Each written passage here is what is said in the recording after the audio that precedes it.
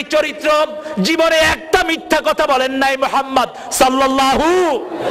কোন মুরব্বীকে কখনো চোখ রাঙিয়ে কথা বলেন নাই, কোন মুরব্বীর সাথে কোনোদিন বেয়াদবি করেন নাই, কোন মুরব্বীর সামনে কখনো উঁচু জায়গায় বসেন নাই মুহাম্মদ সাল্লাল্লাহু আলাইহি সাল্লাম। বরং কোন মুরব্বীর কাছে বোঝা দেখলে সেই বোঝা টেনে নিজের ঘাড়ে তুলে নিতেন। এটা নবুয়তের আগেও নিয়েছেন, পরেও। এই 23 বছরের চেষ্টা করলেন, একজন মানুষের শান্তি আমার নবী আনতে পারলেন না, বরং নিজের মনটা এত শান্ত হয়ে গেল। 35 বছর বয়স থেকে তিনি হেরা গুহায় স্থান নিলেন। হেরা গুহায় স্থান নিলেন, ধ্যান করা শুরু করলেন। আর এই খাদিজাতুল কুবরা রাদিয়াল্লাহু আনহা হেরা গুহার এই চূড়ায় খাওয়াগুলো নিয়ে উঠে যেতেন। এখনো একজন যুবক, শক্তিশালী যুবক, ওখানে উঠতে 4.5 ঘন্টা সময় লাগে, কিন্তু ওই সময় কোনো রাস্তা ছিল না। আর খাদিজার বাড়ি থেকে হেরা গুহাটা খুব কাছেও নয়, পাহাড়ি এই রাস্তাটা ভেদ করে এই আঁকা বাঁকা পাহাড়ি পথে উঠে যেতেন খাদিজা। সেখানে আল্লাহর হাবিব ধ্যান করতেন, ডাকতেন না আল্লাহর হাবিবকে। এতটা ছোট্ট সরু গুহা, দুইজন পাশাপাশি বসতে পারে না।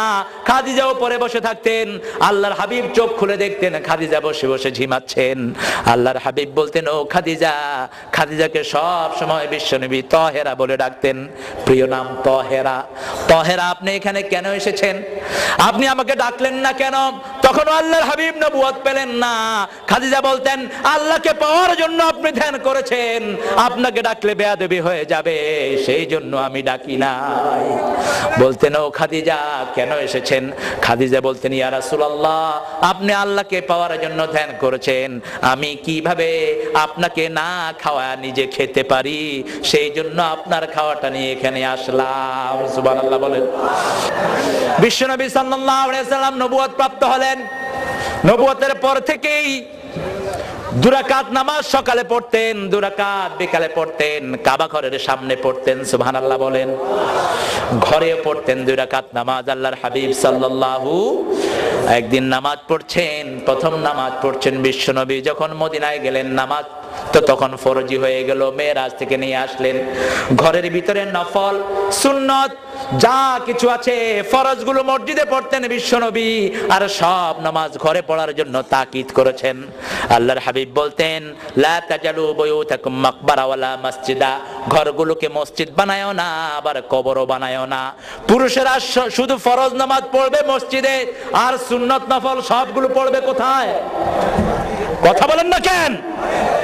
ঘরের ভিতরে বিশ্বনবীর সুন্নত। ঘরে নামাজ পড়ছেন। হাসান হোসেনকে বড় বেশি আদর করতেন মুহাম্মদ সাল্লাল্লাহু। হাসান হোসেন দেখলেন নানা নামাজ পড়ছেন, তিনারা মনে করলেন বোধহয় নানা ঘোড়া সেজেছেন। একজন ঘাড়ের উপরে বসে আছেন, আরেকজন পিছন থেকে ঠেলছেন। আল্লাহর হাবিব সেজদায় মাথা উঠাতে যাচ্ছেন, হোসাইন চেপে ধরেছে। জিবরাইল আমিনকে আল্লাহ পাঠিয়ে দিলেন, যাও আমার নবীকে বলো তিনি যেন মাথা না উঠান, যতক্ষণ হোসাইন ঘাড়ে আছে তিনি যেন সেজদায় পড়ে থাকেন। আরো আসতে বলেন সুবহানাল্লাহ। বিশ্বনবী সাল্লাল্লাহু আলাইহি ওয়াসাল্লাম কোথাও থেকে এসে হাসান হোসেনকে ডেকে নিতেন। শিশুর আদর বিশ্বনবীর শ্রেষ্ঠ আদর্শ ছিল।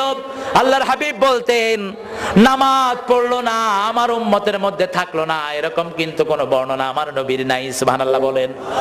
কিন্তু আল্লাহর হাবিব বলেছেন, মাল্লাম ইয়ারহাম সগীরানা ওয়ালাম ইউক্কির কাবীরানা ফালাইসা মিন্না, কেউ যদি মুরব্বিকে সম্মান না করে, শিশুকে যদি আদর না করে, সে আমার উম্মত হতে।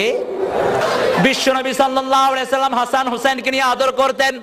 বাহির থেকে একদিন এসে হাসানকে বুকে তুলছেন, হোসাইন নামছে, হোসাইনকে বুকে তুলছেন, হাসান নামছে, আবার হাসান উঠছে তো হোসাইন নামছে। হোসাইন হঠাৎ করে বুকের উপর বসে বলছে, নানা বলেন তো দেখি কে বড় নানা? আল্লাহর হাবিব সাল্লাল্লাহু আলাইহি ওয়াসাল্লাম আল্লাহর সৃষ্টির মধ্যে সবচেয়ে বড় আছেন না নাই? কথা বলেন না কেন? বিশ্বনবীর মর্যাদা আল্লাহ সবচেয়ে বাড়িয়ে দিয়েছেন। আর আল্লাহর হাবিব বলতেন, আনা সাইয়্যিদে বলদে আদম, বনি আদমের সব সন্তানের নেতা আল্লাহ আমাকে বানিয়েছেন। সুবহানাল্লাহ বলেন। আল্লাহর হাবিব বললেন আমি বড়, হোসেন বললেন না না না আমি বড়। শিশুদের মতের কখনো অগ্রাহ্য করতেন না আল্লাহর হাবিব, সেজন্য বলতেন ঠাট্টার ছলেও কোনো শিশুর সাথে তোমরা মিথ্যা কথা বলো না। শিশুকে ধোঁকা দিতে নিষেধ করেছেন মুহাম্মদ সাল্লাল্লাহু, হাতে করে জিনিস এনে কয় আয় তোরে দেবো, কিন্তু হাত খালি এরকম লোক আছে না নাই? এই ধোঁকা দিতে নিষেধ করেছেন মুহাম্মদ সাল্লাল্লাহু। আল্লাহর হাবিব বললেন আমি বড়, হুসাইন বললেন না আমি বড়। বিশ্বনবী বললেন বুঝলাম হুসাইন তুমি বড়, কিন্তু নানা কিভাবে তুমি বড় হয়েছে একটু আমাকে বুঝিয়ে বলো। হুসাইন রাদিয়াল্লাহু আনহু বলছেন আপনার আব্বার নাম বলেন।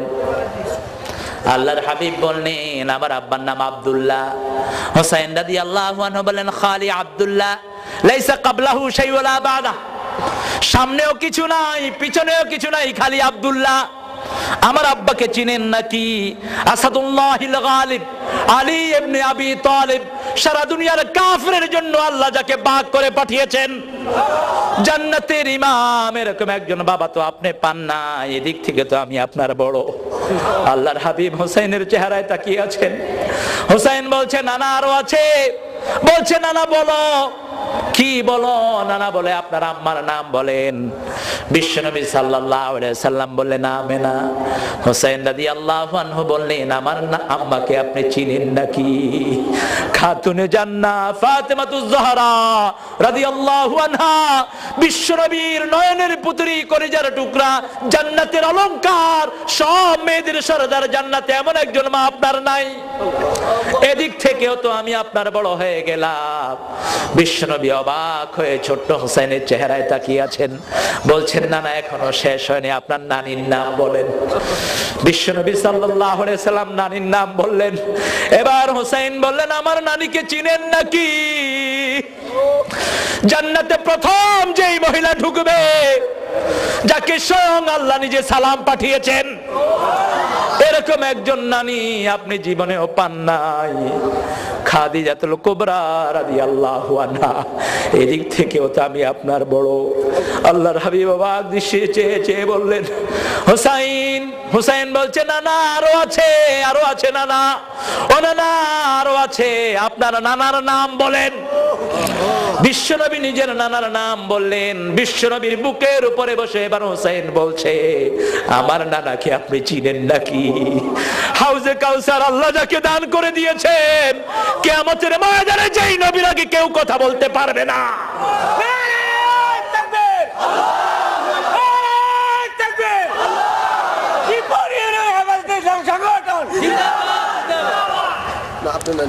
বিশ্বনবী সাল্লাল্লাহু আলাইহি সাল্লাম অবাক দৃষ্টিতে চেয়ে থাকলেন। এবার হোসেন বললেন আমার নানা সরদারে আল কাউনাইন রাহমাতাল লিল আলামিন শাফিয়াল মুজনাবিন সাহিবে কাউসার মুহাম্মদ সাল্লাল্লাহু আলাইহি সাল্লাম, এরকম একজন নানা তো আপনি জীবনেও পান নাই। বুকের সাথে চেপে ধরে বলল নানা রে, সত্যি আজকে তুমি যেন আমার থেকে বড় হয়ে গেছো। চোখের পানিগুলো ছেড়ে দিয়ে বলল নানা ধন্য, নানা ধন্য, আজকে নিশ্চয়ই আল্লাহ তোমাকে অনেক বড় বানিয়ে দিয়েছে। সেজন্য আল্লাহর নবীর সুন্নাত যাদের জীবনে থাকবে, দুনিয়াতে তাদের কোনো পরাজয় নাই, আখিরাতে তাদের সম্মান বাড়িয়ে দিবেন কে? আরো জোরে বলেন কে? এজন্যই আমার আল্লাহ বলেছেন আমার নবী যেই বিচারগুলো ফয়সালা করেছে, সেই বিচারগুলো যদি তোমরা সামান্য অমান্য করো, তোমরা কোনোদিন মুমিন হতে পারবে না। কারণ আল্লাহর হাবিবের 4টা শিশু সন্তান ছিল, ঠিক কি না? 4টা শিশু সন্তান, কি নাম বলেন? না বলেন না, ছেলে বলেন। তাহের, তৈয়ব, কাসেম, ইব্রাহিম। আলহামদুলিল্লাহ বলেন। 4টা ছেলে 4টা মেয়ে, 4টা মেয়েকে বাঁচিয়ে রেখেছেন আল্লাহ। 4টা ছেলেকে কি করেছেন? নিয়ে গেছেন। কেন নিয়ে গেছেন? মুফাসসিরিন কিরাম বড় সুন্দর ব্যাখ্যা দিয়েছেন। সকল বড় বড় নবীর ছেলেরাও নবী হয়েছে, সুবহানাল্লাহ বলেন। ইব্রাহিম আলাইহিস সালামের ছেলে নবী আছে না নাই? তারপরে ইউসুফ আলাইহিস সালামের আব্বা নবী ছিলেন কি ছিলেন না? বিশ্ব নবীর ছেলে থাকবে অথচ নবী হবে না, এটা কেমন কথা? সেজন্য খতমে নবুর এই মোহরের জন্যই বিশ্ব নবীর 4 সন্তানকে আল্লাহ আগে বিদায় করে দিয়েছে। আরো জোরে বলেন না সুবহানাল্লাহ। সেজন্য আমার ঘরে যে মেয়েটি আছে, বুখারীর বর্ণনা, এক সাহাবী যাচ্ছেন বাজারে, আল্লাহর হাবিব বললেন কোথায় যাচ্ছ? সাহাবী বললেন বাজারে আমার ছেলের জন্য একটা জামা আনবো। আল্লাহর হাবিব বললেন তোমার কি শুধু ছেলেই আছে নাকি? সাহাবী রাদিয়াল্লাহু আনহু বললেন আমার মেয়েও আছে। এবার আল্লাহর হাবিব বললেন আগে মেয়ের জন্য কিনবা, তারপরে ছেলের জন্য কিনবা। মেয়ের জন্য উপহার নিয়ে আসতেন, যে কোনো জায়গা থেকে যাওয়া গেলে তিনি বাহির থেকে আসার সময় উপহার নিয়ে আসতেন। বিশ্বনবীর ব্যাপারে মা আয়েশা বলতেন জীবনে কোনো বিবির দিকে চোখ রাঙিয়ে নবী কথা বলেন নাই। ফজরের নামাজ পড়ে মসজিদ থেকে এসে নিজের হাতে ঝাড়ু নিয়ে ঘরটা ঝাড়ু দিতেন মুহাম্মদ সাল্লাল্লাহু।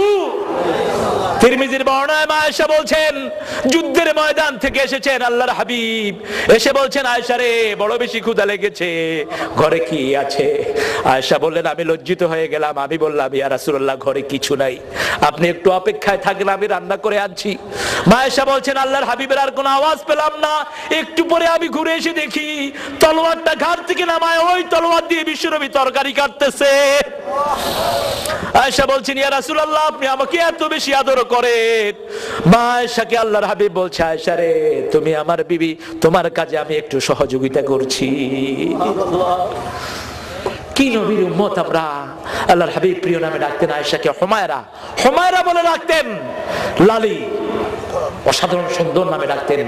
দল প্রতিযোগিতা দিতেন মা আয়েশার সাথে চাঁদনি রাতে মুহাম্মদ সাল্লাল্লাহু আলাইহি ওয়াসাল্লাম। মা আয়েশা অসুস্থ, মাসিক অসুস্থ, মুসলিম শরীফের বর্ণনা। মা আয়েশা অসুস্থ, মাসিক অসুস্থ। তো ইহুদিদের একটা জিনিসের প্রতিবাদ আল্লাহর হাবিবের জীবন দিয়ে আল্লাহ করেছেন, সুবহানাল্লাহ বলেন। ইহুদিরা মায়েরা অসুস্থ হলে তাদেরকে এক ঘরে আটকিয়ে রাখে, এখনো বিভিন্ন ধর্মে মেয়েদের কোনো অধিকার নাই, ঠিক কিনা বলেন? কিন্তু আমার মা যখন অসুস্থ হলেন বিশ্বনবী মাথা বাড়িয়ে দিলেন, মসজিদে নববী থেকে বললেন ও আয়েশা আমার মাথাটা মুছে দাও। তিনি বললেন আমি তো পবিত্র। আল্লাহর হাবিব বললেন তোমার হাতে তো পবিত্রতা নাই, সুবহানাল্লাহ বলেন। আবার মা আয়েশা বলছেন একই সাথে খেতে বসেছি, আমি গোস্তের ভিতরে রুটি চুবিয়ে খেতে আমি বড় পছন্দ করতাম, গোস্তের ঝোলের ভিতরে আমি রুটি ভিজিয়ে খেতে পছন্দ করতাম। আমি রুটি খাচ্ছি, আমার মুখের ময়লা, গ্লাসে পানি খেয়েছি, গ্লাসের একটা জায়গায় লেগে গেছে, আমি গ্লাসে পানি খেয়ে রেখেছি, একটু পরে দেখি ওই ময়লা জায়গায় মুখ লাগিয়ে পানি খেচ্ছেন মুহাম্মদ।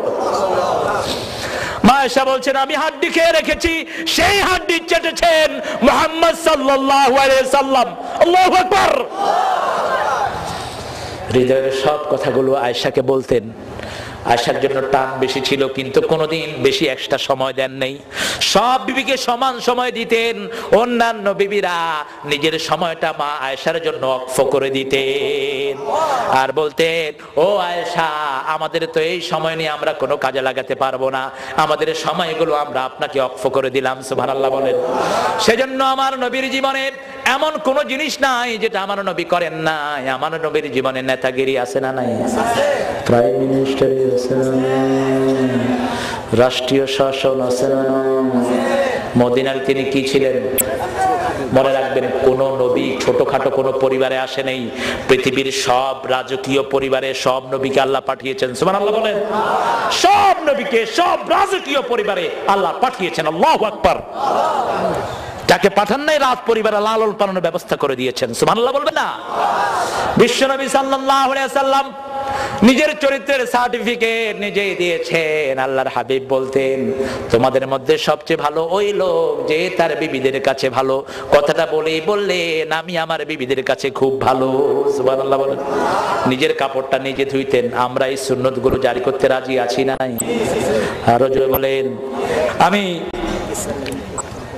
আমি আপনাদের কাছে কিছু কোরআন এবং হাদিস থেকে বিশ্বনবীর চরিত্র আমি তুলে ধরার চেষ্টা করলাম। যা শুনেছি আল্লাহ আমল করার তৌফিক দান করুন।